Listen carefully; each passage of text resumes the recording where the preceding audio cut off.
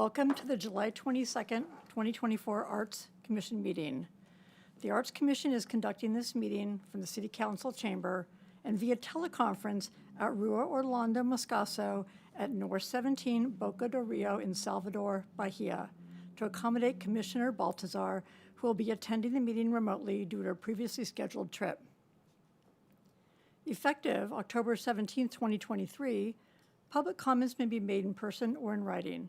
If you would like to view the meeting remotely, you may do so in one of the following ways: YouTube Live, Comcast Cable Channel 1028, Rossmore Channel 26, Wave Channel 29, AT&T Uverse Channel 99, or live stream online on the city's website. Would the secretary please call the roll? Commissioner Tesfaye. Commissioner Magnani. Here. Commissioner Lamo. Here. Commissioner Klauber. Here. Commissioner Baltazar. Here. And Vice Chair Dresser. Here. Thank you.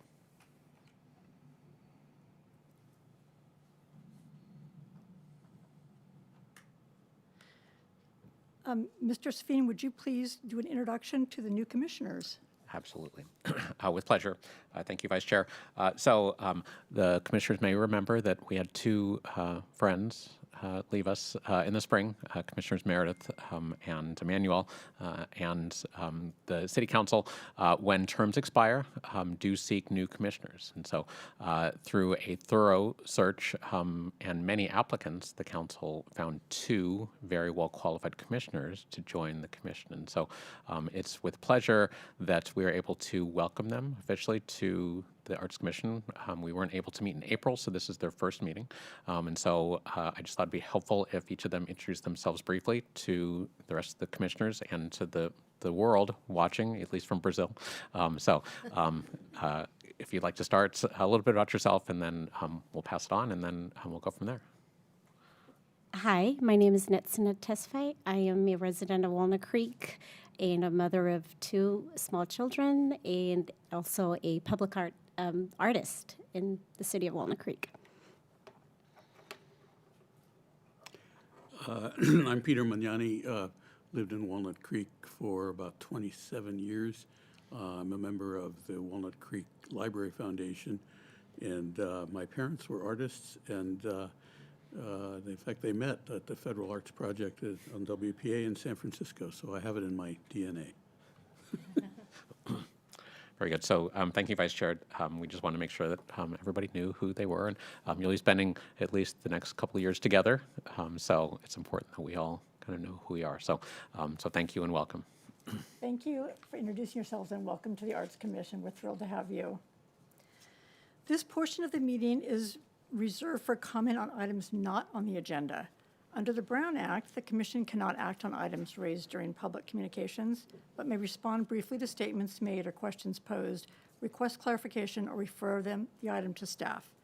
Are there any members of the public wishing to make a public comment? I see that nobody wants to make a public comment. We're going to move on to the consent calendar. Next on the agenda is a consent calendar, also known as the minutes.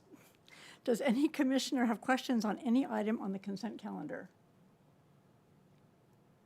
There are no questions from any commissioners, so we're looking for a motion to approve the consent calendar. I make a motion to approve the consent calendar. Is there a second? I second this motion. Thank you. Get a roll call vote, please. And the new commissioners may abstain from voting since you were part of this. Commissioner Klauber. Yes. Commissioner Lamo. Yes. Commissioner Baltazar. Yes. And Vice Chair Dresser. Yes. Motion approved 4-0. Thank you. Next on the agenda is an item for commission consideration, election of chair and vice chair. For the chair, who would like to make a motion? I would like to make a motion. I make a motion to elect or to appoint Jill Dresser as our president. Chair. Chair. Thank you. We need a second. I I make, second it. Thank you, Commissioner Sorry. Baltazar. Are we ready to take a vote? I will call the roll. Commissioner Klauber, Yes. Commissioner Baltazar, Yes. Commissioner Lemo, yes. Commissioner Tesfaye, Commissioner Magnani, Yes. and Vice Chair Dresser. Yes. Congratulations, Chair Dresser. Thank you very much. Next, it's time to select a vice chair. Who would like to make the motion? I would like to make a motion for that. I would like to make a motion to appoint Sarah Baltazar as the vice chair. Who would like to make a second? I second this motion. Thank you. I'll take the roll. Commissioner Klauber, Yes. Commissioner Lemo, Yes. Commissioner Tesfaye, Yes. Commissioner Magnani, Yes. Commissioner Baltazar. I vote for myself. Yes. You may, yes. Did I have you vote for yourself? Yes. Okay, good. And Chair Dresser. Yes. All right, the motion carries unanimously. Thank you. Congratulations, Vice Chair Baltazar. Next on the agenda is an item for commission consideration, appointment of commissioners to liaison roles by chair. These are the liaison appointments for 2024-2025. Community Arts Foundation, Commissioner Dresser. Design Review Commission, Commissioner Magnani. Library Community Art Gallery, Commissioner Tesfaye. Public Arts Subcommittee, Commissioners Dresser and Klauber. Special Projects and Murals, Commissioner Klauber. And the Heather Farm Aquatic and Community Center and Public Art, Commissioner Baltazar. Do we take any vote for that? No, that's the chair's prerogative to appoint. So I presume the chair has shared with the commissioners what their roles and responsibilities are. So as we move forward with that, staff is also available if there are any questions about what it means to be on various liaison assignments. So you could reach out to me or to Monica, and we can help you. Great, thank you. Next on the agenda is an item for commission consideration. Consideration of public art locations for the new Heather Farm Aquatic and Community Center. At this time, I invite staff to provide the presentation.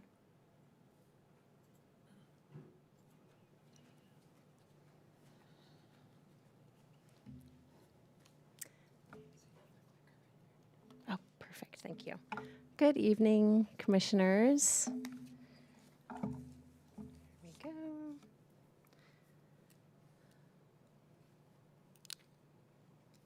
All right, so let's see. So the statement of issue, yes? Oh, I'm sorry. Hi, everybody. My name is Mariah Nelson Blyer. I'm the Public Art Manager for the City of Walnut Creek. Nice to be here with all of you this evening. And now I will go on with my presentation. Haven't seen you since the January meeting, but the statement of issue. We met on October 23rd, 2023, and at that time, the Arts Commission recommended City Council establish a public art project and budget in conjunction with the new Heather Farm Aquatic and Community Center. And at the same time, at the same meeting, staff recommended and then the Arts Commission approved an artist selection panel. In May 2024, the city then published a request for qualifications seeking artists to be reviewed and recommended by the selection panel. The commission is now asked to consider public art site locations to guide this important project forward. And we have some visual aids here. Actually, let me leave this up. So the recommended action for tonight is to review and approve potential site locations for artwork at the new Heather Farm Park and Aquatic Center and the surrounding park areas as recommended by art staff and the Public Art Committee that met.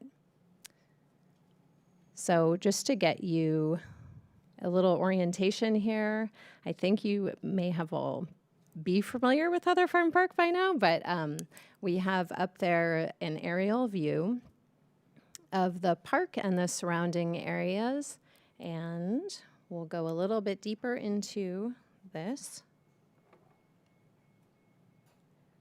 These are the 5 building site locations for consideration tonight. And I think that maybe would it be helpful if I gave some background on this? Yeah, I'm going to give some background. So the construction of a new combined aquatic and community center at Heather Farm Park provides an exciting opportunity, as you know, for a very significant public art project. Public art is a wonderful way to build a welcoming space that reflects the community's values and creates a sense of joy and well-being. This project presents a key opportunity to fulfill the mission of the City of Walnut Creek's public art program, and taken from the Public Art Master Plan, to integrate art into the city's everyday environment and build a dynamic and exciting and engaging place to live, visit, and do business. Arts commissioners, you serve an important role in approving artwork site locations, which define parameters to guide the artist selection panel in recommending the most qualified artists to deliver this, artwork that is suitable and impactful throughout the new community center and park. This project offers many different opportunities for artwork placement depending on the size and the medium. There are multiple highly visible sites throughout the park where artwork could be installed, and several locations inside and on the exterior of the building for consideration. The Public Art Master Plan defines the process for selection and approval of public art for private and public development. As the new Heather Farm Aquatic and Community Center is city-owned property, the art project for this new construction is classified as a municipal public art project, which requires that the Arts Commission approve a selection panel, which you have done, and going forward now the next step is to approve site locations. So this is, what's on your screen right now is a rendering of the new building that will be built in place of the current building. And there's a curve in the upper right-hand section, and that kind of indicates that's where the circular driveway is that is existing. It will remain a circular driveway, but the building itself will be moved. It will have some of the same footprint. I don't know if you can read it easily on your screen. But we did number the different places. So number 1 is the exterior wall, and we have met with the architects and they have confirmed that this is one space that could accommodate artwork. It's a 10 feet in height wall by 48 feet in length. So that's one spot. And then inside the atrium on the north wall, so you have a really long wall space, and then the south wall space, and also open to just interior. And I do have some interior renderings to help give you an idea of what that space looks like. And then number 5 is floor area of the atrium. So we're early enough in the project where we can consider all of these spaces that relate to the building. So this is an image of the circular drive, and we have a little arrow there with number 1 as spot number 1. Unfortunately, we don't have a view where you can see it, but you can imagine it's that wall to your left as you walk up. That's the aquatic center. On the inside, it's the changing room area there. And just to the right of it is the main lobby entrance. These are the other locations for consideration. We have wall number 2, which is, as you can see, a big wall. Wall number 3, and number 4 is just the general lobby. And then area number 5 is the floor area, something that could be worked in there. Any questions?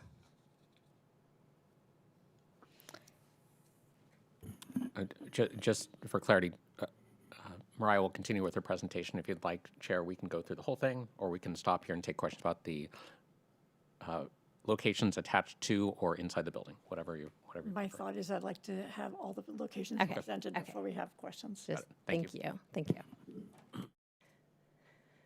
All right, so then here is the aerial view again, 4 site locations for consideration. The first is at the very main entrance to Heather Farm Park at the northeast corner of YVR, Ignacio Valley Road, and North San Carlos Drive. When you're turning in there now, currently there's a little grass patch that has the sign to the entrance. Lawn at the northwest corner of North San Carlos Drive and Heather Drive. There's a big lawn area there where you turn left by the tennis courts. And then at the main entrance to the new facility, near the circular drive. And site 4 as an option, the lawn between the All Abilities Playground and the pond. So there's a big lawn area there. So we'll go a little bit, take a closer look. So this is the main entrance as one option, or option number 1. Here's a view of the lawn on the northwest corner. You can see it's lots of space, and that's looking out to the All Abilities Playground. Here's the circular drive. And here's the lawn area between the All Abilities Playground and the pond. And I have one more view of this, spot.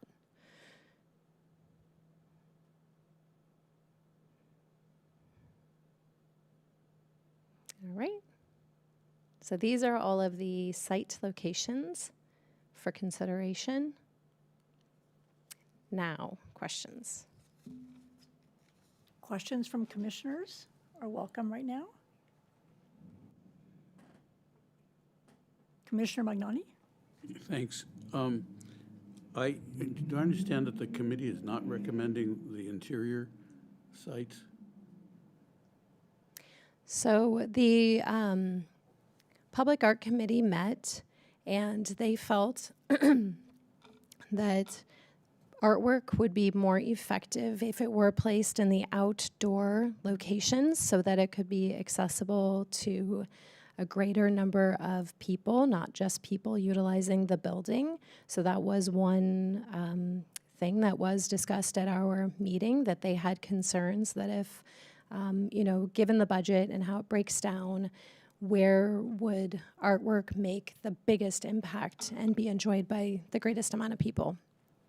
So is that a concern for us tonight, or is that something we're going to be talking about later in the process? Yeah, you'll be asked to give direction this evening on the preferred locations. And so indoor, attached to the building, as well as outdoor. So yes, all the sites that Mariah presented to you this evening are for your consideration tonight. Staff wanted to bring forward a range of options and acknowledge that the Public Art Committee did recommend specifically the outdoor sites, and the full commission has the opportunity to weigh all of those options. Thanks. Would you? Sarah has a question. Oh, sorry, Sarah. Thank you. Can we approve all of the sites that are being put forward tonight? Both interior and exterior sites? I think I'm struggling with understanding the artist selection process and how that might play a role, because designing for interior spaces or exterior spaces could be like really specific to a certain type of public artist. That's one of my questions. And just, I've heard the feedback for both indoor and outdoor, especially with the park and how much visibility it gets just on a regular usage basis.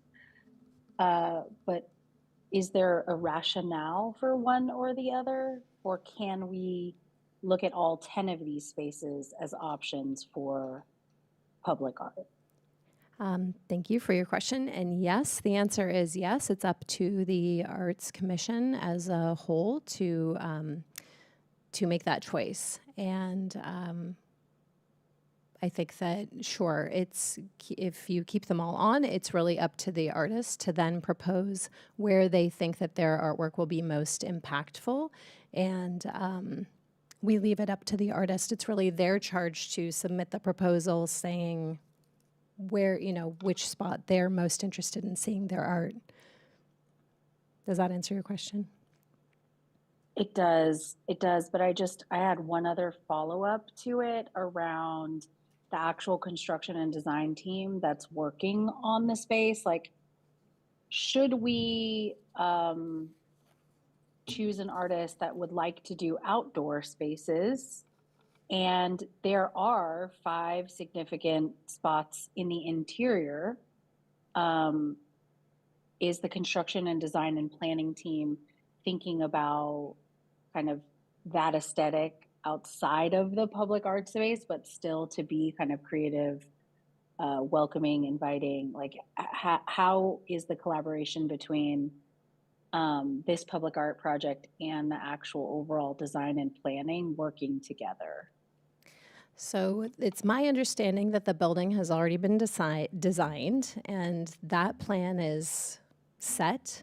So if there were artwork that were or proposed for the building, it would be separate from the design. The art is not going to be made to match, quote unquote, the design. It would be a separate, for example, let's say mural or something on the outside, but it would stand alone or separate. So I think that, yes, we're starting this process early enough that the artist, should they propose something inside the building, will have an opportunity to then meet with the architects or the construction people, because let's say they want to do something on the floor or, change that.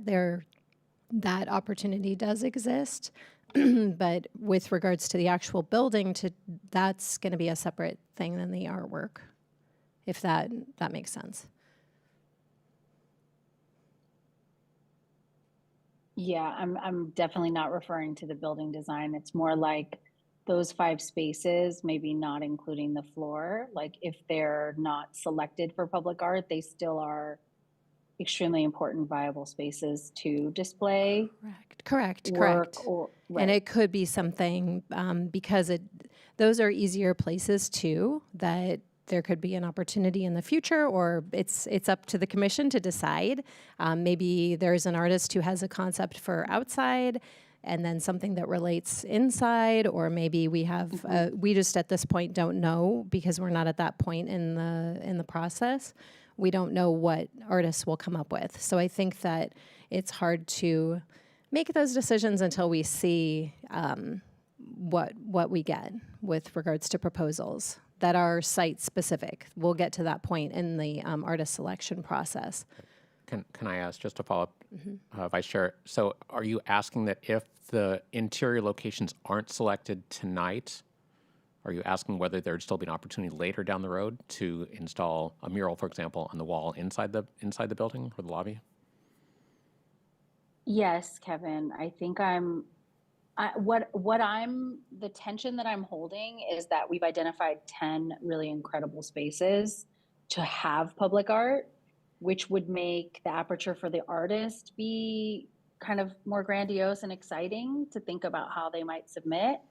But I'm also like, it's a missed opportunity if we have a mural wall that doesn't become a mural wall or a mosaic wall.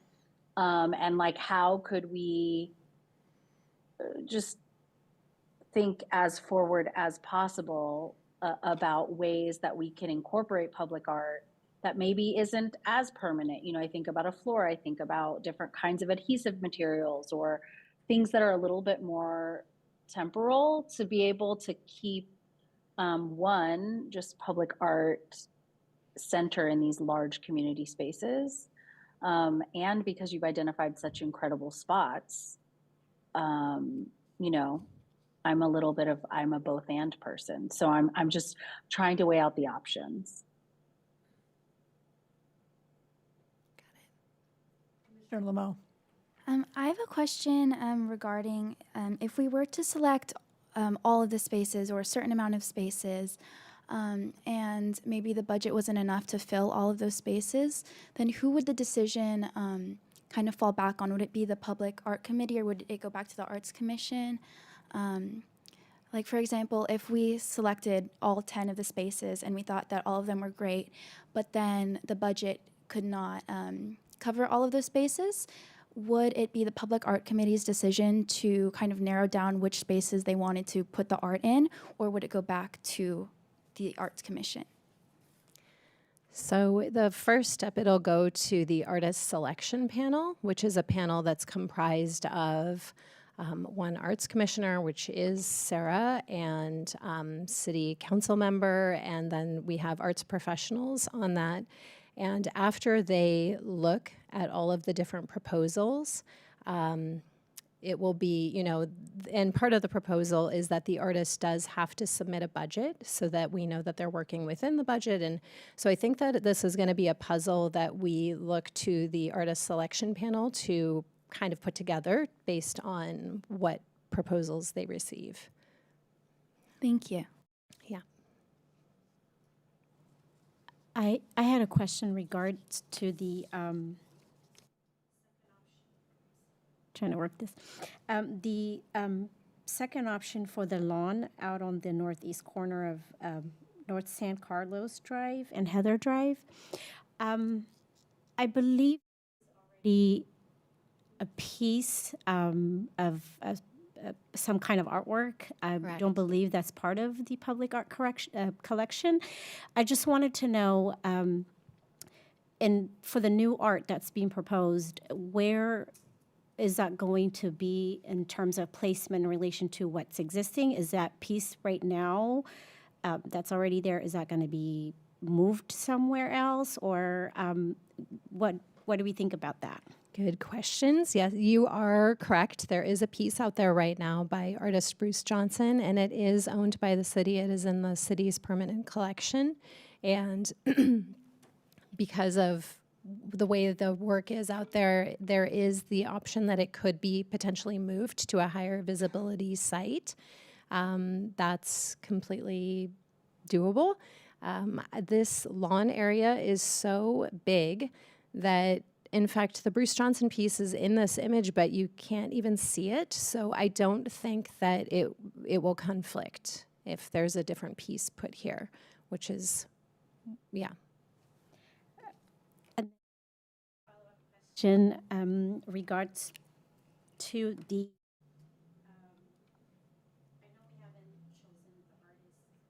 we haven't chosen the artist or the pieces that would be going there, but between the lawn of the water pond and the playground, it's such an open space. I'm just wondering now, in terms of when we're thinking about the art that will be placed there, I'm not even sure if this is a good time to ask that, but I just wanted to throw it out there. Are these concepts we're thinking about interactive? It just seems like it's such a busy area. I cannot imagine like a standalone art there at the time being, but is this something we're considering as part of, placement-wise? Mm-hmm. So the RFQ did kind of outline, we are, number one, open to all ideas that artists submit to us. And if somebody were to submit something that is more of a placemaking, piece of work that is interactive, that would be up to the commission to approve that piece.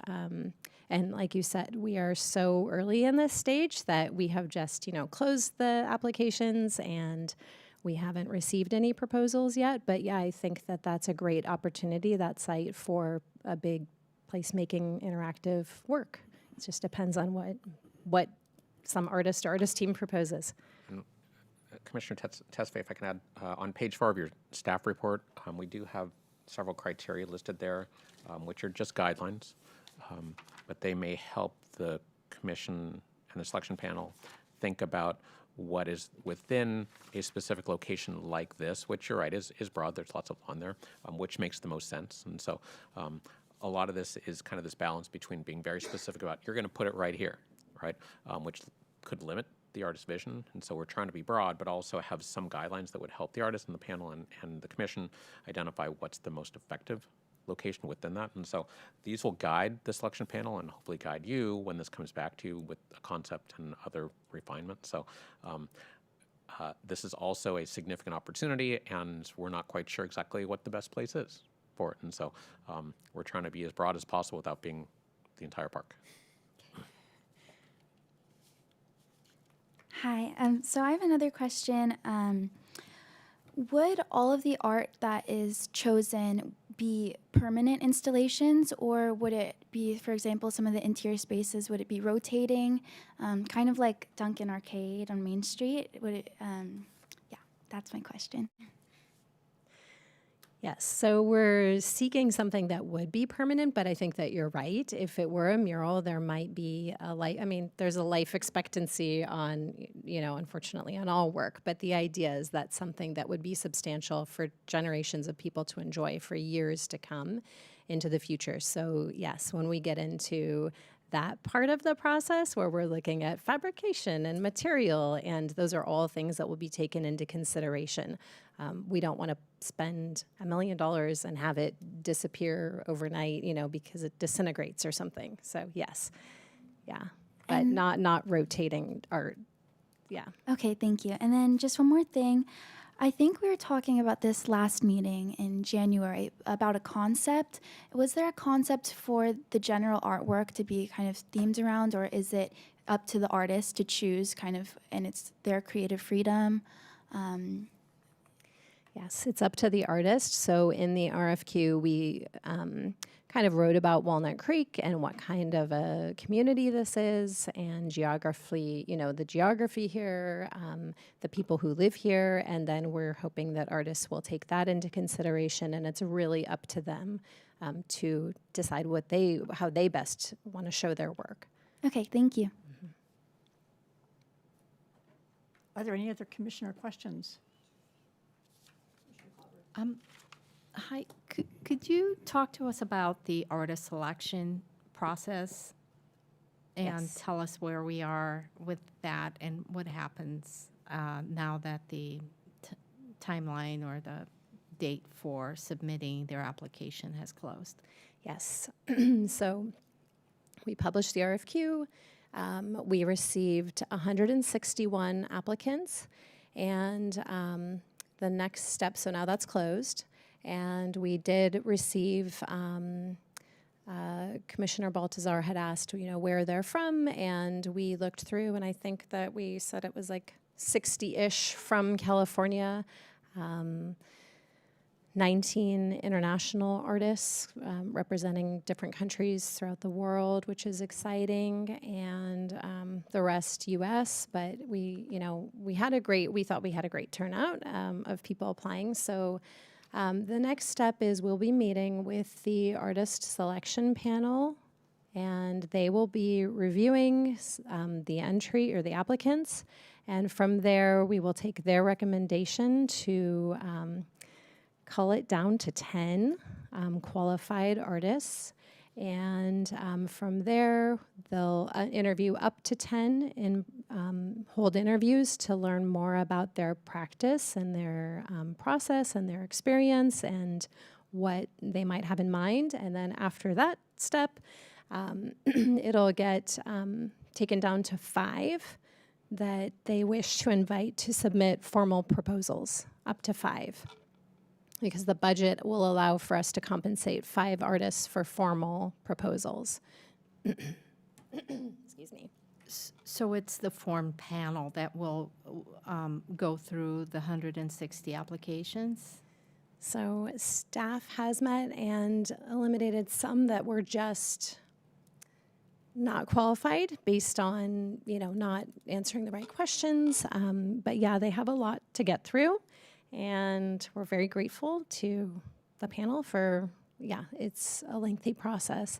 And then we'll be meeting again, and the panel will make a recommendation to the commission, and then it will be up to the commission to approve or not the projects. And we'll invite the artists at that time, too, to present their work, the top finalists, semifinalists. I have a question for Commissioner Baltazar. Has the selection committee met in person yet? And have you been out to the sites just to kind of see the sites together or to see the park together?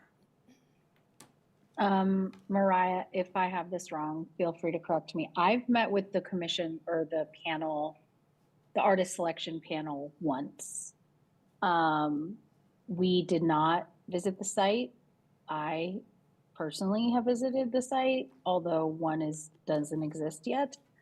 And we have not met since pretty much the top of the spring, maybe.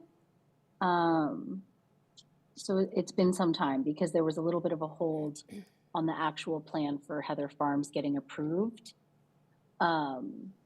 So we reconvened a little bit online via email once the RFQ went live. And since then, this is kind of the first we're all hearing about the efforts for outreach and applicants. Yep, that's correct. We've met once, and then we will meet again on July 31st.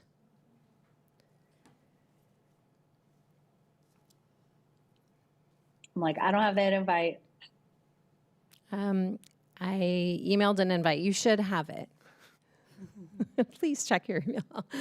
Yeah, you should have it, but I can re-forward you the meeting invite and everything. Yes, July 31st. And that's the first meeting, the first, to look at the artist submissions, yeah. And is there a thought that you eventually will go out with the selection panel together with you and look at some of these sites once you narrow it down? So maybe even the artists go out with you? I don't know. Does that happen? We may. The tricky part about these selection panels is they are noticed Brown Act meetings. And so for us to go out on site, we'd have to notice that. So what we're encouraging people to do is go out individually. Artists and selection panel members, most have a connection already to Walnut Creek, either they live here, they've done work here, or they're just familiar with it. But yes, people are encouraged to look at that, as is the commission when it comes down to it.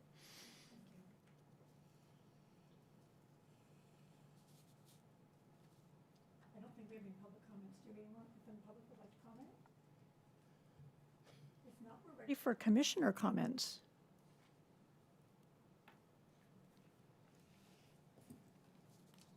Commissioner Mo?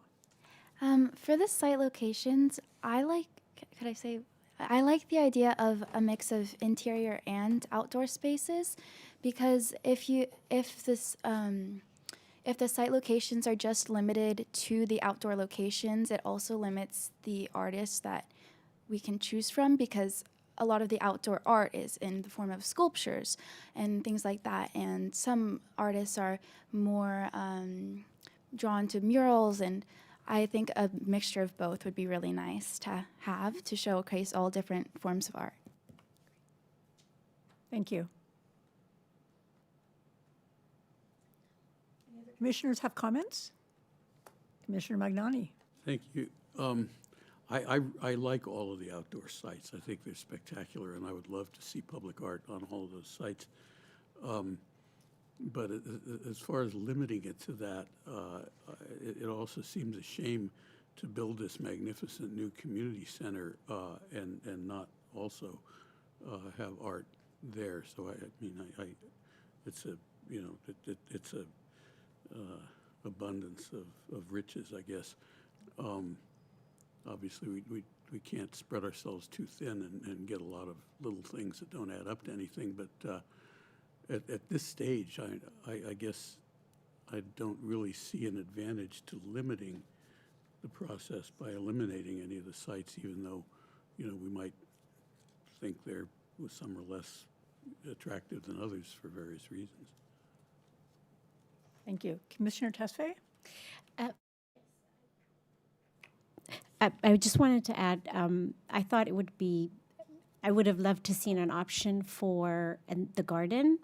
I think we have such a beautiful space there. I didn't see it on the map, or it wasn't disclosed. So I think that's a missed opportunity. It's such a beautiful space that lends itself aesthetically to a piece of artwork there with the water creek fall, and it's a space that I take my children often, and I would love to see a piece of art there. I think that would be a great option. If you'd like, I can speak to that. Yes, that is owned by the city. That's part of Heather Farm Park.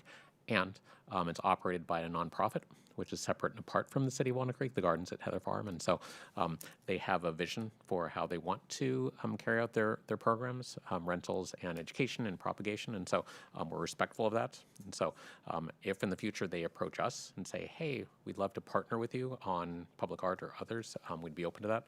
But we did not want to go to them and say, hey, we're putting art in your program. So I agree, it's beautiful. And how do we make it better? That's a conversation we can have in the future. But yeah, we chose not to pursue that at this time. Commissioner Klopper. Yeah. Thank you. Thank you for your presentation. It's really good. I'm happy that the artist selection panel is going to go through all of the applications. So that's great to hear that that is going to happen, because there's more of an opportunity for, more eyes around everybody who took their time to apply for this spot. I think we should think about the idea of a combination, and maybe some artists that the panel loves their art, enjoys what they have in mind. They could come up with one art for one location, and then another artist that is selected also could be doing something else. Maybe there is a combo. Maybe it works out that way, but just come up with, to throw it out as a possibility. But my gut tells me that I would love to see a very large, stake on the ground. This is Walnut Creek, and we care about arts. And for that to happen, it could be, I would love for what we call a signature piece to come together at a most public spot. That to me seems to be that corner on Ignacio and the entry to the park. So we'll see what happens.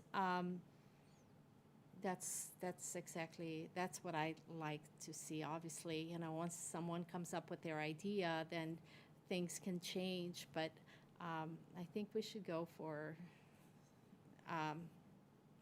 something big, something substantive for Walnut Creek there, if possible. Great, thank you. Commissioner Baltazar, comments? Yes, thank you. Let me see if I can lower my hand. There we go.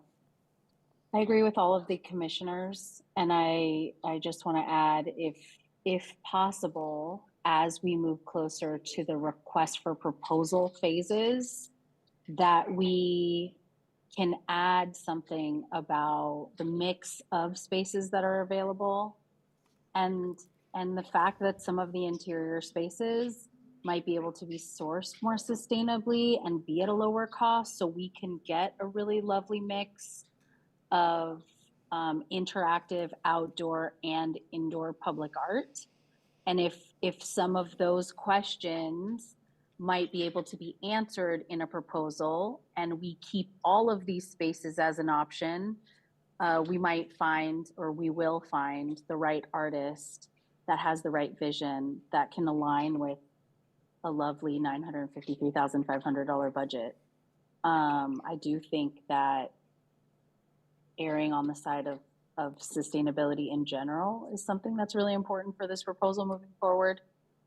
So I'm just a bit more inclined in keeping all of the spaces open and thinking about how we can ask artists in this next phase to consider how one or two or three spaces might work together in their submissions.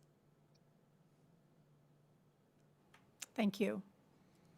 Has everyone had a chance to comment who wants to comment, or any further questions? Then I will give my comments.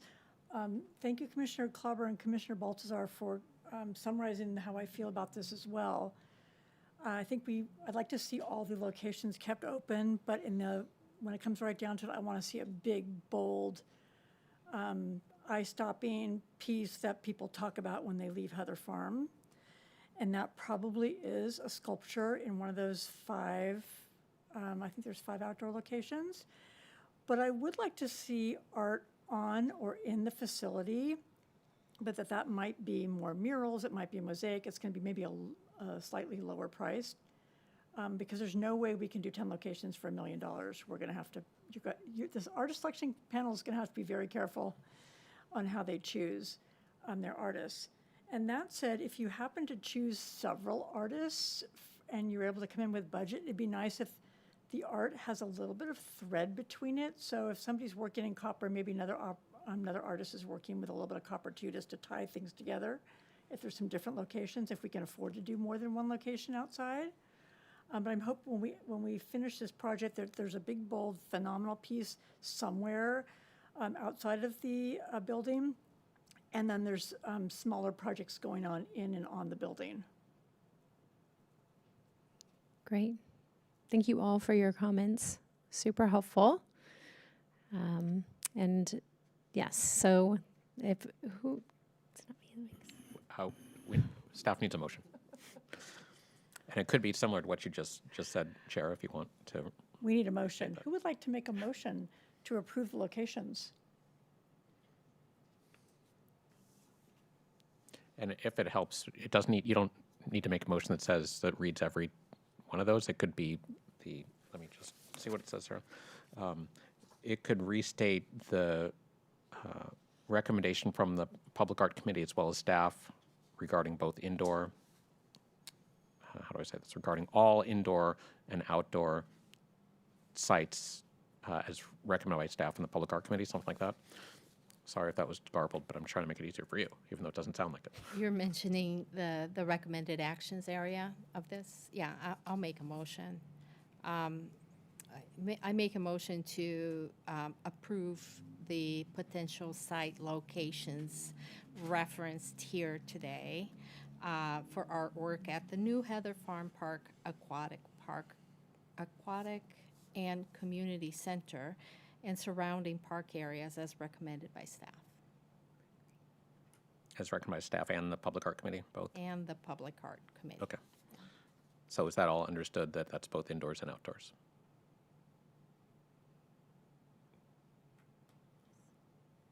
Yes. Okay. Are we ready for a vote? I want to see if Monica took down what the motion was. I can remake the motion if you like. We might have it. Yeah, I'm just having to restate the motion before we do a second.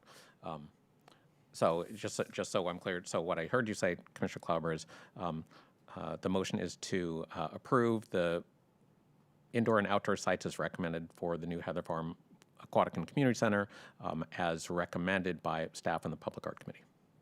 That is correct. Okay. Yay. I second the motion. Okay. I will call the roll. Commissioner Klauber, Yes. Chair Dresser, Yes. Commissioner Lemot, Yes. Commissioner Tesfaye, Yes. Commissioner Magnani, Yes. and Vice Chair Baltazar. Yes. Motion carries unanimously. Thank you. And staff really appreciates your work on this. This is one of several times that we will be coming back to you. This is very exciting and a huge opportunity, as has been said, to create work that will be around for the next, the existing building has been here for 50 years. Hopefully it won't be 50 years for the next one, but let's say decades. So you will have a significant impact on the community, and this is the first step of that, so thank you. Great. Thanks. Thank you, Mariah. Thank you. At this time, I invite staff to provide presentations. I will just stay up here. Mariah gets to stay here.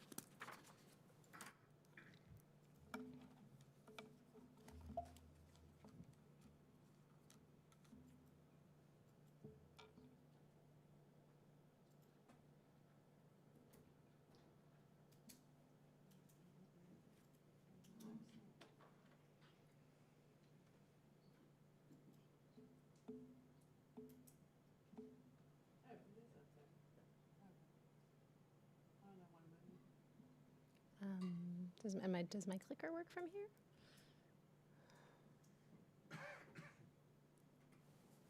Hey, Matt, do you have a second?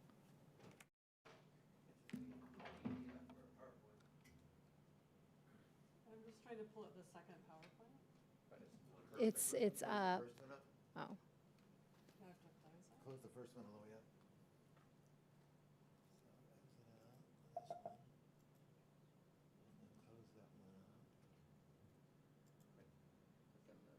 Thank you.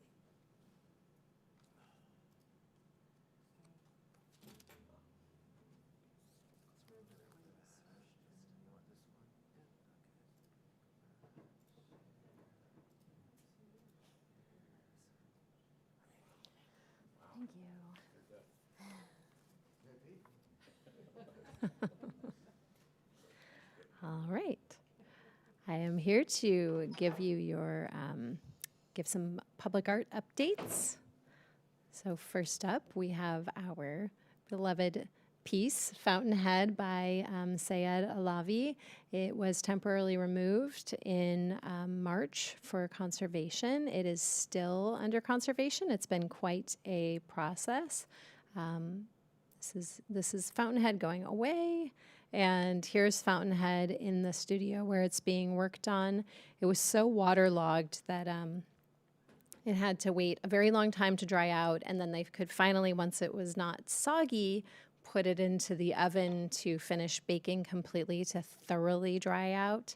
So there's the little temperature thing, and there it is baking. And so then once it was dried, they were able to really focus on the structure and fully cleaned it out from the inside and sealed the inside really well and did different, they had to sand it down and give it some primer, sand it down again. And so it's been a really lengthy process, as you can imagine.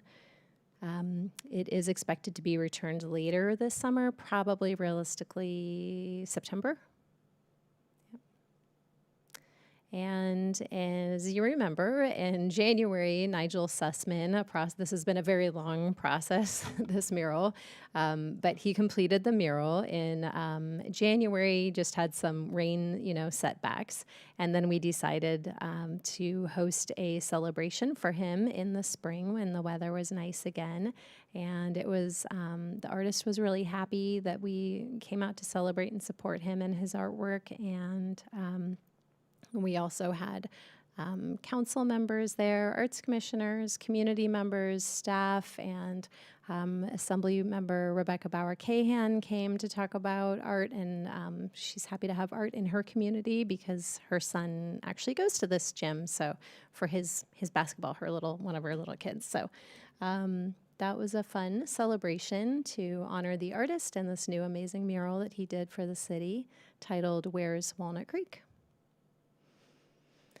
So we've talked to you about one call for art. We actually have another call for art right now. It's open. It is for, the city is collaborating with Downtown Walnut Creek Association in efforts to refresh all of the big belly trash cans that are placed throughout downtown, the recycling and trash cans. And there's actually plans to add from Recycle Smart, a couple that actually have composting features as well. So these are green, they're lit by solar. They automatically stamp down the trash, and you can kind of monitor them all this way. So the project should be great. So we have this call is open until August 7th, and it's a pretty simple one because the artists are just being asked to submit a high-res image of their artwork, and that can be scanned, then printed onto vinyl and wrapped onto these big bellies. And so this is a temporary work project because they probably will last, estimating depending on which location they're in, how much sun they get, 2 to 3 years.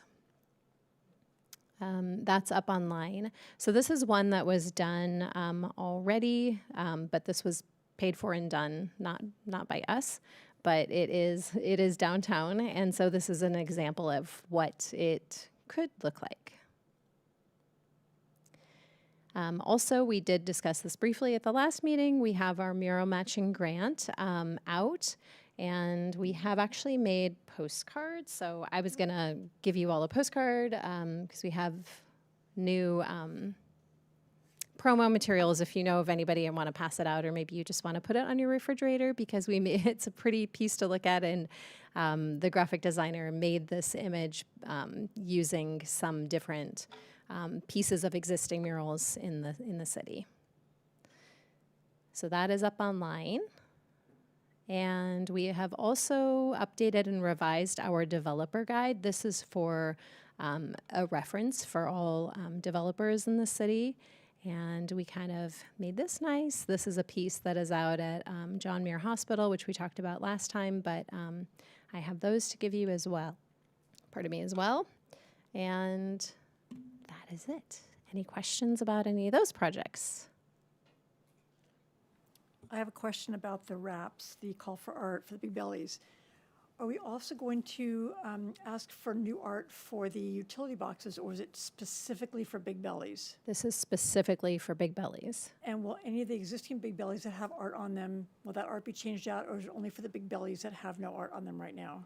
So they're going to be changed out. Currently, they have these acrylic frames that are screwed into the Big Bellies, and they're quite weathered, and so we'll be getting rid of those. And it was determined by the Special Projects Committee and by Downtown Walnut Creek Association that it would be more impactful to, rather than have these framed acrylic pieces on just either end of the Big Belly, to instead fully wrap it and make it look like a little art project. That's great. And the mural matching grant program, we all have a location that we'd like a mural on the wall opposite Jen Lewin's dichroic glass pieces. Can we all drop our postcards off at Mr. Lucky's? You're welcome to. All with a little note, we'd love you to put a mural up here, we'll match X amount of money. That would be great, yes, because we would love to have applicants for this grant. It's up to $5,000, and we would love to see more art downtown. And it's actually not just limited to downtown, it's throughout the whole city. Okay. So if you know of some other site on the other side of the city that has a blank wall that could benefit from art, let me know. Okay. Thank you very much. Mm-hmm. Any other questions? I just wanted to ask, the mural grant matching, is that for outdoor and indoor? Like, it doesn't matter the type of? Good question. I believe it's just for outdoor. Yeah, not inside, because it has to be public art, like publicly accessible at all times of the day. I had one more question. The Big Belly project looks like it's a $500 stipend for selected artists, which it seems like they submit an image. If the image gets selected, that's the image that gets printed for these Correct. vinyls, or what? Okay. It's a little rough in the summertime, but this is such a great project to get youth involved in, especially like rising seniors, folks that are getting ready to apply for college. It hits right at the start of the school year, so it's not the best timing to be able to recruit young people, but things like this are a really great opportunity for an aspiring young artist.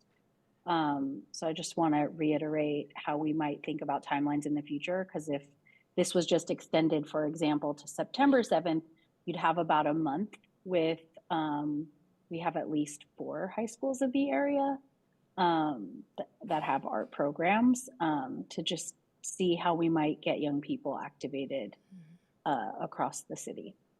Yep, I appreciate your comment. And because this is a temporary project, there will definitely be more opportunities, and then we can take that into consideration for, a next round of this or any other temporary projects. Make note of it. We will make note of it.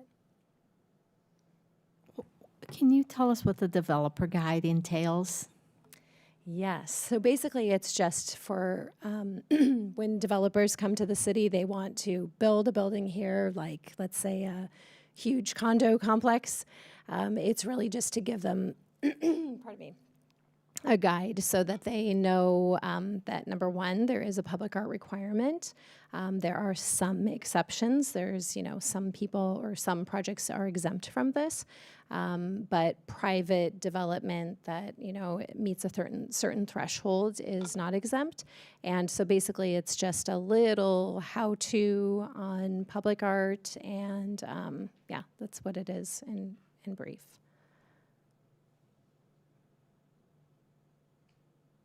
Any other commissioner comments or questions on Mariah's presentation? Thank you very much. Great to get an update. Yes. Can't wait for Fountainhead to be back. I know. And now Carolyn's going to do a Lesher Center strategic plan update. Thank you very much. Good evening, Commissioners. Carolyn Jackson, General Manager at the Lesher Center, and welcome to our 2 new commissioners. Glad to have you. Typically, this is a standing item each meeting where I update sort of quarterly where we are with our strategic plan, but since we've got 2 new folks, I'll give you like the super high-level summary of what we've done so far. So in 2021, when the center was still closed, we underwent a strategic planning process to really evaluate how to be successful coming out of pandemic closure, how to continue to invite people back to our space, since large theaters, right, were one of the last to reopen after being one of the first to close. So people were really out of the habit, right, of coming to live arts entertainment. And we worked with the DeVos Institute of Arts Management, which is headed by Michael Kaiser, former president of the Kennedy Center. We were very fortunate that he was the lead consultant working with us on this plan. So we certainly had some big brain energy behind what could be possible for us here at the Lesher Center.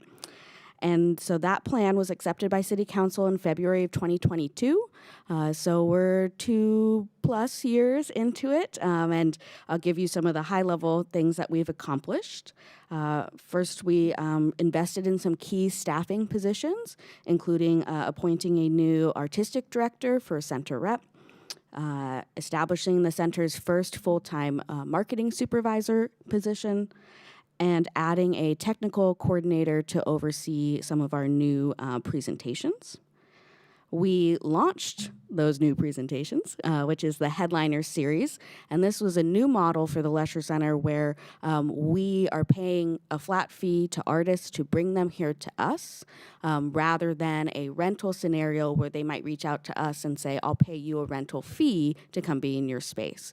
And this was a strategic approach, one, to attract people back to the center by bringing some world-class, big-name artists to Walnut Creek, and 2, to really allow us to have a similar curatorial approach as what we have with Bedford Gallery and Center Rep, where our staff have the opportunity to make artist selections, to ensure that we're being equitable and diverse in our selections, and to bring things that are new to Walnut Creek, not just what's rooted in our community, but what is representative of the entire county. So we launched the Headliner Series in 2022, and that's been very successful and brought a lot of wide-ranging dance, music, comedy, all sorts of different things. And it's been definitely a learning curve for us and our nonprofit partner, the Diablo Regional Arts Association, moving into presenting. It's a very different model. There's, of course, everything has changed about it since the pandemic, so there's not a lot that you could look back to in terms of even other presenters in our region. Everyone was kind of rediscovering what this meant at the same time. We created a more unified brand. If you look back a couple years, you'll notice that between Bedford Gallery, Center Rep, Lesher Center, Diablo Regional Arts Association, they certainly didn't look like they were related to each other in any way, shape, or form. So we addressed that, and we also unified our fundraising strategy, really relying on Diablo Regional Arts Association to be the lead there, and launched some major initiatives, including our most ambitious festival ever, which was Fiesta Cultural. We launched that last year with multiple headliner performances, activities in the gallery, a free street fair, a whole range of experiences throughout the week. And we brought back this summer. We just closed that program on Saturday, hugely successful, bringing thousands of people to the center, and really showing a new community, right, that the Lesher Center is also a home for them. It's also somewhere where we produce art that matters to them and their community. This past year, we also launched what we call Lesher Center in Your Neighborhood, which is where we take these same amazing world-class artists out of the center and into schools and community centers. And so we've had numerous artists who did that in the past year, including the Concert Truck, which is two world-class pianists who converted a 16-foot box truck into a performance venue. So anywhere you can park a truck, you can have a performance. So we brought that to schools and community centers and to downtown when they were having a major event. Again, getting those artists out from the center into our community. And so we're looking to expand that in the coming year. We have some headliner artists who are coming to us from out of town who will participate, and we have some local artists who we will be engaging to further expand that opportunity. This spring, we also worked closely with the gallery on the Red Road Project exhibition, looking at how can we expand the themes that are happening in the gallery and take those into other mediums within the center. So we had a panel, an artist discussion with a range of different artists working in different mediums, including Danielle Seawalker from the Red Road Project, discussing what it's like to be a contemporary Native artist, what some of the challenges and opportunities are, and what they'd like to see going forward in the future. And we also hosted Good Medicine, which is an all-Native stand-up comedy night, again, tying back to the exhibition as sort of the central piece that we then built these auxiliary activities around. So that's the high level of things we've been doing for the last few years. A lot more has been happening behind the scenes, but we're really proud of what we've accomplished so far. And as we look ahead, this coming season for Center Rep is the first programmed by our new artistic director, Matt M. Morrow. And it's moving Center Rep into the world of new works. We'll have 2 world premieres as part of our season. And that includes as well a co-production, which was another piece of the strategic plan for Center Rep, was looking at how can we partner with other theaters to have similar impact utilizing less resources, right, if we share resources. So both going into new works and the co-productions were identified in the strategic plan and are something that will happen this coming season. As I said, we'll be expanding Lesher Center in Your Neighborhood. We'll also be continuing to invest and expand our education programs, which include on-site programs, the tours at the gallery, different workshops at the gallery, the Arts Access school matinee performances, really looking at how we balance both bringing people to us and giving them opportunity to access the arts and bringing the arts to them through Lesher Center in Your Neighborhood. We're in the process of selecting a software for an integrated marketing and fundraising software. Currently, DRAA operates their own software. The center operates the ticketing software, which means we don't have a full picture of how people are engaging with us in our programs. And so we'll be looking to integrate those 2 pieces. We're currently in the process of reviewing softwares and completing that selection. And we'll be continuing to deepen our marketing strategies. Our marketing supervisor is just shy of 9 months with us, I think. And if any of you have marketing in your backgrounds, that is not a lot of time to get some structure and some strategies in place. So we're really going to see in this coming year the impact of the work that he's been able to do since starting with us. We'll start to see the return on that investment as we see more folks coming through the doors for all of our activities. That's my strategic plan update. Happy to answer any questions. Thank you, Carolyn. Questions? I have one about the Lesher Center in the neighborhood. Mm-hmm. So is that limited to downtown, or is that it can go anywhere in Walnut Creek? It can go anywhere, including anywhere in the county. We're really looking at it as a regional opportunity to bring the center out to our entire community, especially to Title I schools and to different community organizations like Choice in Aging. Folks who may not have an opportunity to come on site to us, that we're able to bring art to them. And how often? So we had 4 artists involved since January, essentially, until now. And so as we look to expand that, I would expect that we're getting upwards in the 10 to 12 artists over the course of the next few years. Interesting. Do they come with like taco trucks and stuff like that? Yeah, maybe. We'll add that to the list. Any other commissioner questions or comments for Carolyn? I have a question. Fiesta Cultural, this is now second year. I know you're right on the heels of it. The flags were beautiful, Eric. They're spectacular to see those flags up there. Mm-hmm. What have you learned between year 1 and year 2 of the whole week's presentations? What a great question. We're really comparing sort of the balance between the indoor and outdoor activity. The street fair has been hugely successful. It's given us an opportunity to invest in a lot of local artists and to have them bring, their families and friends to the Lesher Center for them to have their first opportunity ever to be presented by the Lesher Center. So that we've seen, just be right off the bat hugely successful. And now we're looking at how do we balance other indoor activity with that outdoor fair? How do we balance ticketed opportunities with the free, outdoor piece and make it something that's sustainable, both, in terms of financial resources, but also in terms of staff resources. It's an intensive week, and we want to make sure that we're balancing as best we can so that, staff are able to enjoy as well as our patrons. And this was the first year we had the opportunity to bring the public art element together. We discussed it the first year, and there were so many moving parts, it just was not possible. So it was really exciting to see, again, that's part of the strategic plan, where we're finding those areas where we can unify all of our programs and show that, we are a collective arts center. We're not only performing arts or only visual arts. Thank you. I'm super excited about the coming year. I have one more question. Is that okay? You talked about the unified brand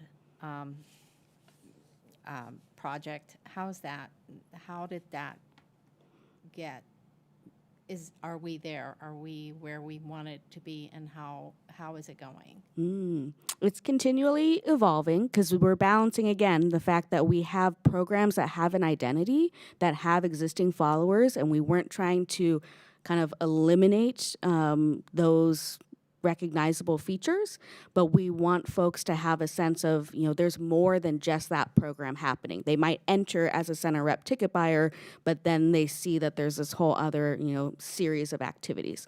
So visually, it's unified in that we unified basic things like the fonts in terms of some of the colors that we use, right? And then when we redid the Lesher Center website as part of this whole rebrand, we really integrated Center Rep and Bedford Gallery into that, so that if your first entry point is the Lesher Center site, you see the full scope of what's happening. Previous to that, it was really just performance-based, and it wasn't inclusive of our other education programs, right? It wasn't inclusive of the visual art component. So it was a way that if that's your entry point, lesherartcenter.org, then you see the full breadth, right? And if your entry point is bedfordgallery.org, that you have that tie back and opportunity to connect to the broader Lesher site. So it's really kind of a constantly evolving animal, and something too about like how we present our information. So like now we do a unified annual report when we bring our annual report to the Arts Commission. That used to be 3 separate program reports, right? But now we're able to display collectively, here's the impact that we're having with all of our programs. And the same thing, we do a season brochure now that's inclusive of all of our programming, so you can see, really the full breadth of what we're doing. So it's a constantly evolving and developing story. I like that. Thank you. Do we have plans to continue in the future to use the strategy person? I think you called it the DeVos Center. I think that was the name. So we haven't discussed revisiting a strategic plan. This is a 5-year plan, and we're 2-ish years into it. And as with all things, you get going and you learn new things, and some things evolve. So there's still items in the plan that we haven't yet gotten to. And so I think we'll probably want to kind of take a collective pause after maybe another year or so to see, is there still enough here that we want to be moving forward, or has either something outside of the plan changed or something internal to us changed that we feel like we really should refocus and establish a new plan? Thank you. You're welcome. I had a question in regards to the fiesta. I watched it online on the socials. It looked really beautiful. Wish I could have been a part of it. I just wondered if, I know that's part of the 5-year plan, whether it's in the 5-year plan or later, if there are any other plans to make it more inclusive where you're also having other multicultural opportunities other than Latin America. Yes. Thank you for teeing up a future marketing opportunity. Yes, one of the things we're looking at in terms of learnings from Fiesta Cultural and really appropriately sizing the resource is so that we can open up opportunity for the next focus area for us, which is going to be a festival of South Asian arts. So again, it's like we're using these 2 years to understand how can we keep Fiesta sustainable and still exciting and growing while being able to then add an additional major program. Sounds exciting. Thank you. You're welcome. Great question. Commissioner Baltazar, I can't see if you raise a hand. Are you good? I'm great, thank you. Great, super. Carolyn, thank you very much. You're welcome. I'll stand right here till you say staff updates on projects. I think Oh, that's thank next. you. Right, it's time for staff updates on projects. I might have a few updates. So this Thursday is the final Summer Sounds outdoor concert of the season. We're bringing back a young rising artist. Her name is Kiana. She was a fan favorite at College Notes this year, if you happen to be at that event. So she'll be back outdoors at the Lesher Center 5:30 on Thursday. That's free, and seats are first come, first serve. Then on August 17th, we're partnering again with Center for Community Arts to bring their Family Art Day to the Lesher Center Plaza. So we'll have art making stations all throughout the plaza. We'll have some performances that happen. There'll be activities happening in the gallery, as well as a quiet room, a quiet kind of cool down room in the Vukasin that the library is partnering with us on. So it'll be a really fun, free day for families to get out and make some art. Our new headliner series, September and Beyond, is on sale now, and you can save 20% if you choose one of our preset bundles. So it gives you a chance to maybe identify an artist that you know and love and learn about someone new. And then Center Rep, single tickets go on sale for Center Rep's upcoming season on July 24th. But today we celebrated Christmas in July and released a Christmas Carol tickets early. So if you want the best seats, your top pick of date, get to leshersartcenter.org to make that purchase sooner rather than later, especially because the way the holidays kind of rounded out this year, we're losing a few performances, which means really get ahead on your purchase if you want to see a Christmas Carol. Carolyn, is there a code or anything people need to make a purchase before the 24th? There is a code that people need to buy a Christmas Carol tickets, and it's July Snow. That's my updates. Thank you very much. Thank you. I think we have a Bedford Gallery update from Emily. And then Good evening, Commissioners. Emily Enders, Bedford Gallery Curator. Mariah talked about the mural matching grant postcard and the developer brochure, so I'm going to pass these around for you guys to have. Okay, just a few quick updates from me.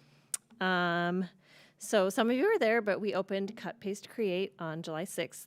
There were over 250 people at that opening, so it was very crowded, very wonderful. Nat has work in the show if you would like to go see it. And Jill will be giving, hopefully, some youth tours in September. And along those same lines, because school starts so early this year, we are doing some school tours in September, and we are pretty much fully booked. So hopefully that bodes well for the rest of our season with school tours. We have a couple of events and workshops coming up. One is actually this weekend. It is a collage workshop with Susanna Sanchez, who is one of the artists in Cut Paste Create. And she's doing a family-led workshop where you kind of create your own family collage. So that's happening this Saturday, the 27th at 10:30. I will also be there. On pretty sure this is August 29th, not July 29th. So August 29th at 5:30, we're having our next Cocktails and Conversation series with one of the jurors from Cut Paste Create. So that has been a very successful series that we launched last year.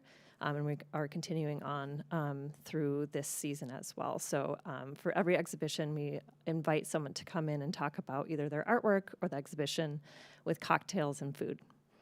And then in September, we will have a yoga event early in that month, right before we close.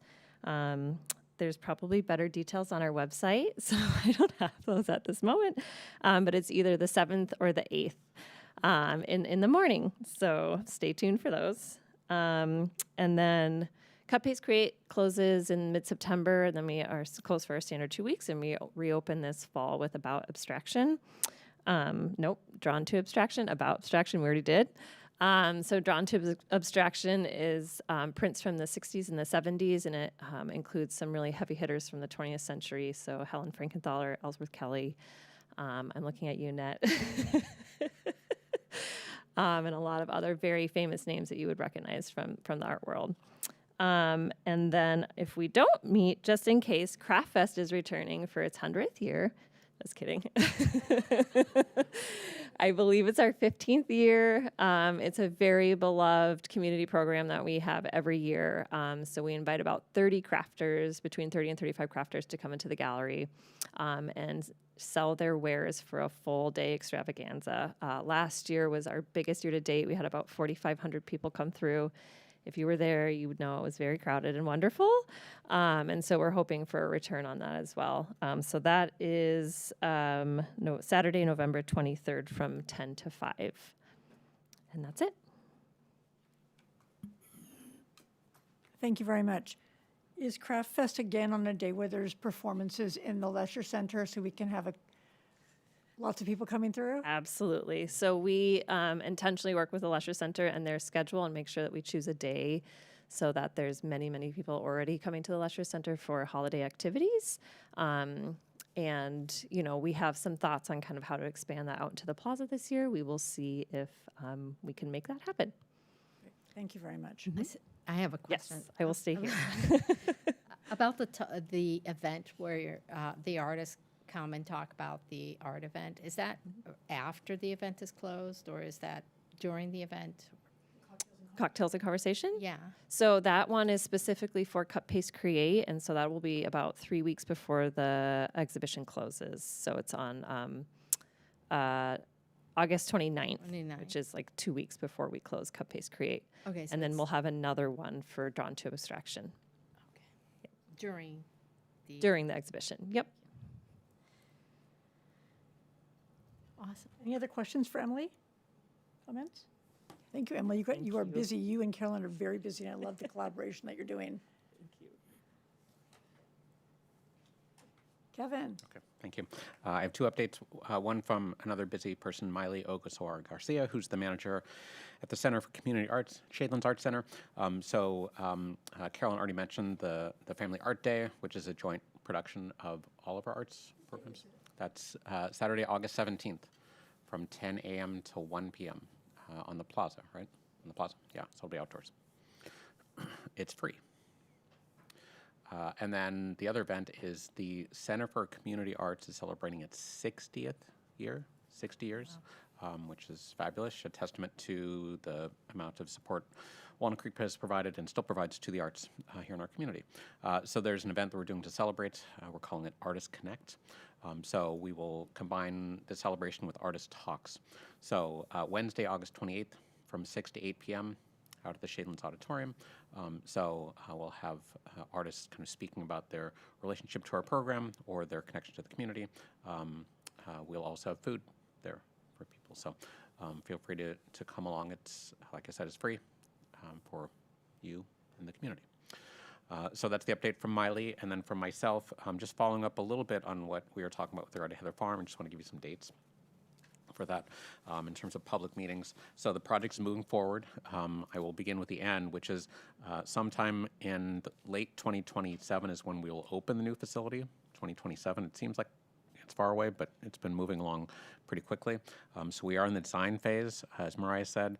We are taking the final components of the design, which we've moved from conceptual to design development, as we call it. So it'll be going to the Design Review Commission. So Commissioner Magnani will see that in August, as you represent the commission to DRC. So that'll come in August to design review. We're going to the Park Recreation Open Space Commission in September. We'll be going to the City Council for the final approval of the design in October. So once that happens, full steam ahead. We get the construction documents put together, go out to bid, start construction. So Heather Farm will be a very busy place for construction. We will be closing the community center at Heather Farm in the first quarter of next year to start the demolition and construction. We will keep the pool open throughout this whole process, or intend to. Fingers crossed we remain open, a 50-plus-year-old pool. But we're excited for that. And then for you, for the Arts Commission, as you saw in your staff report, the public art components will be coming back to you in likely November. And so it's all moving forward at the same time, integrated with the construction. If the panel and the commission ultimately chooses a site outside of the construction site, we will have a different path for that, but we'll still target to open around the same time as the facility opens. So exciting times here in Walnut Creek, exciting times for this department, exciting time for this commission. So thank you all for your support. I have a question with the Heather Farm coming back to the Arts Commission in November. We have an October meeting. Right. Will we change that meeting, you think? Yeah, if we don't have any items for you specifically for the commission in October, which is to say a public art consideration, then we may cancel that meeting and have a special meeting in November. It was just too tight to get everything done by October, to have everything come back to you by then. So we're targeting November. That's our estimate. If it slips a little bit, we'll let you know, but we don't have a date yet for that, or do we?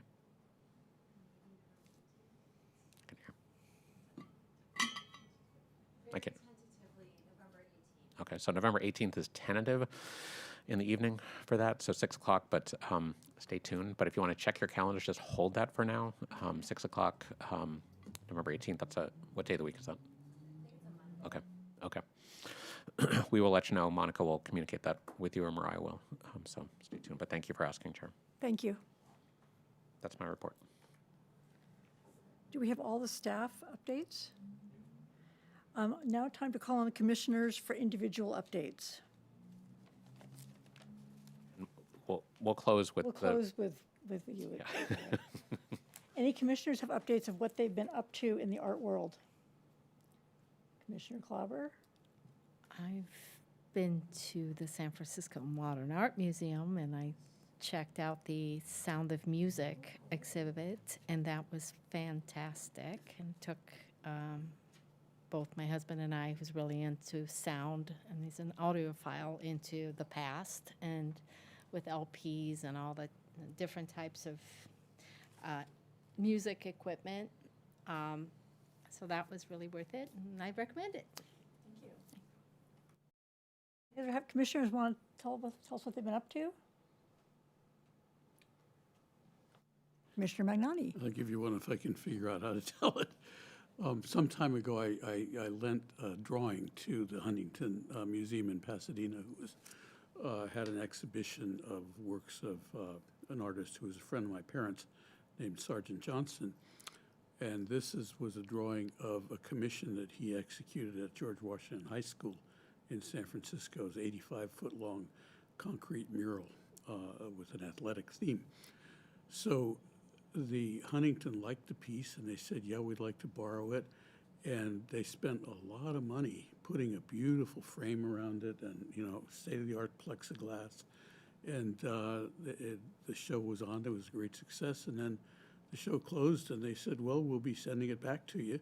And so now I have this, instead of a rolled-up piece of paper in my garage, I've got this beautiful framed piece that I just put up on a wall. Oh, nice. Yeah. Thank you. I have been up to public art walking tours. I just gave tour number 4 on Saturday, and we had 10 paid walkers and 1 Bedford staff person come with us. And tour number 4 is a little bit of Locust Street, Main Street, and the library. And we had a great group on this tour. We spent a lot of time at Commissioner Tesfaye's mural in the library, and they found the tooth. It's my new look for the tooth. And I'd say it's one of the better tours that I've done. Everyone was able to keep up, and they were really interested. I asked people where they were finding out about the tours, and mostly in the nutshell, and a little bit of word of mouth. Tour number 1, which was in, I think, April, had 4 walkers. I think you were on that net with your daughter. Tour number 2, I think, had somewhere around 7. We're kind of like 7 to 10 for the next tours after that. And what we find is that they grow as we get into the fall.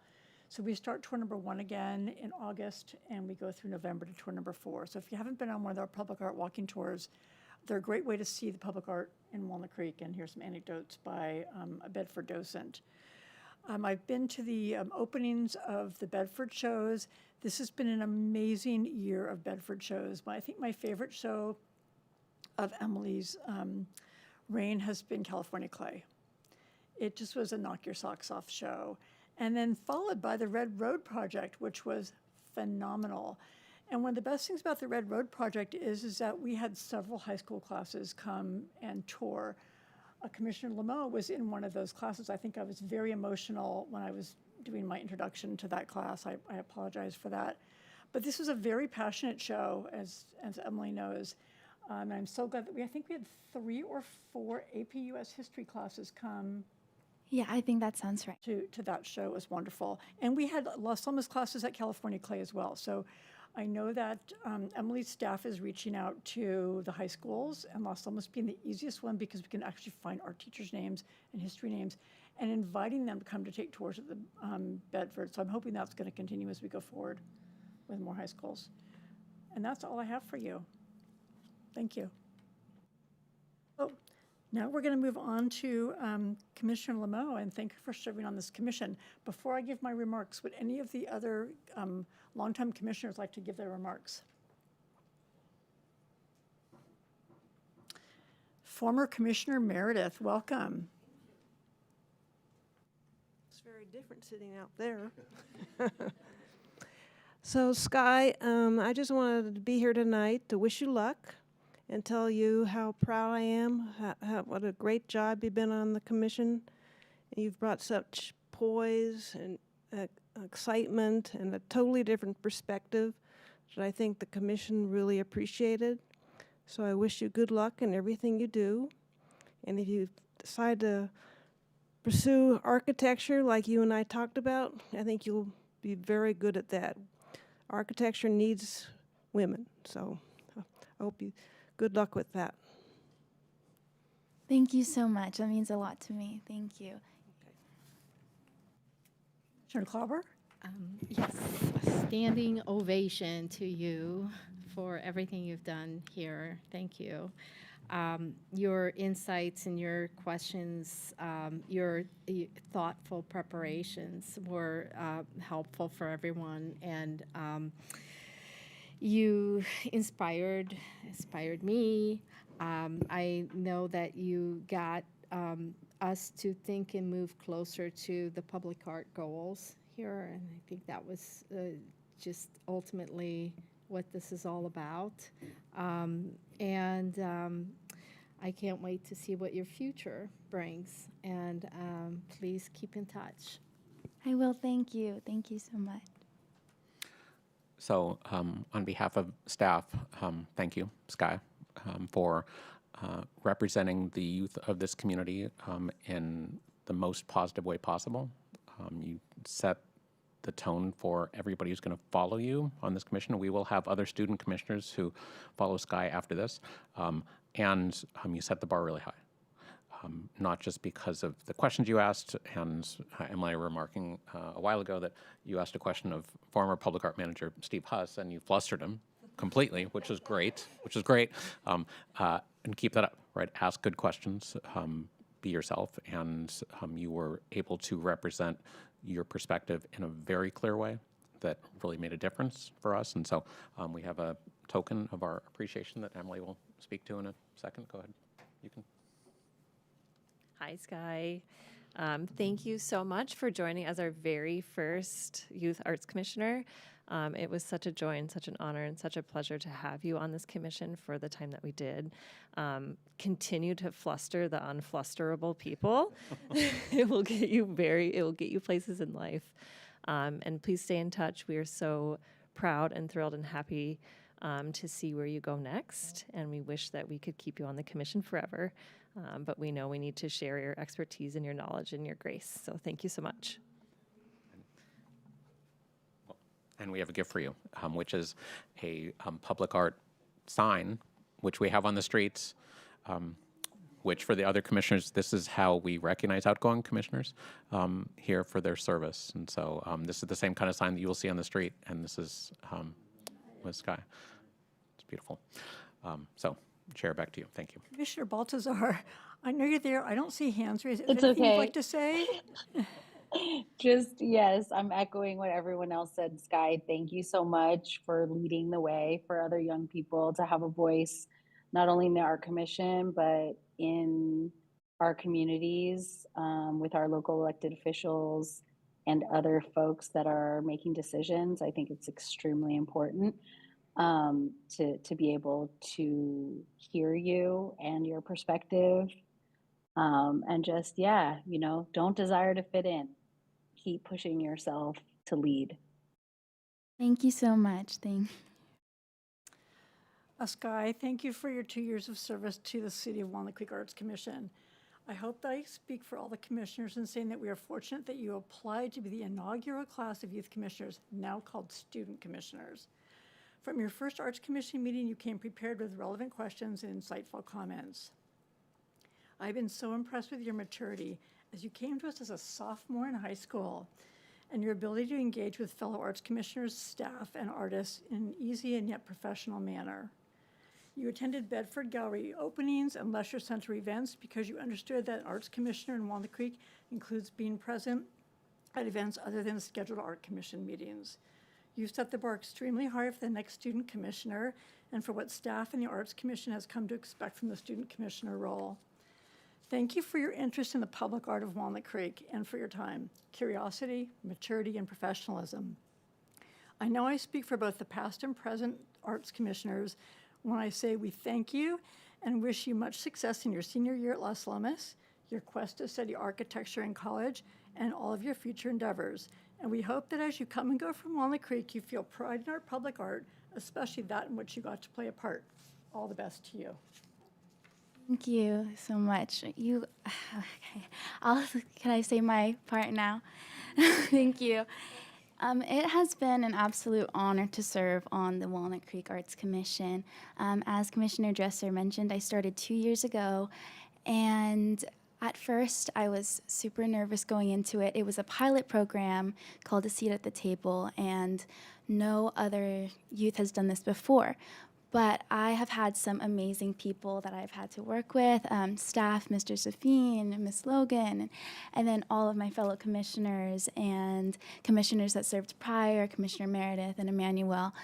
And a big thank you to all of you for making my experience so wonderful and great. I've learned a lot from each and every one of you. And I'm just very grateful to have this opportunity. I've learned so much about the city and so much more about public art, and I will continue to think about this opportunity and what I've learned and use it in my future. So thank you so much. You are so welcome.